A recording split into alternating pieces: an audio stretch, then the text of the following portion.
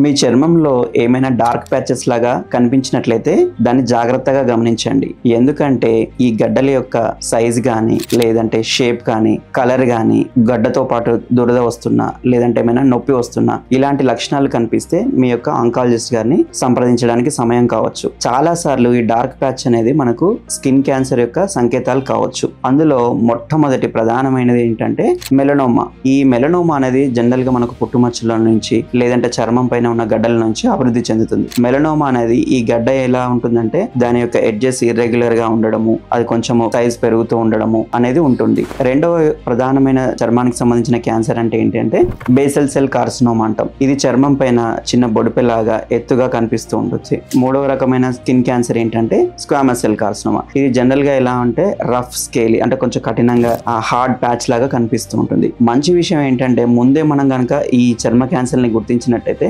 సులభమైన చికిత్స పద్ధతుల ద్వారా వీటిని మనం క్యూర్ చేసుకోవచ్చు. అలాగే వీటిని అడ్వాన్స్డ్ స్టేజెస్ అంటే వ్యాప్తి చెందకుండా ముందే ట్రీట్మెంట్ తీసుకుంటే మనం క్యూర్ కూడా చేసుకోవచ్చు.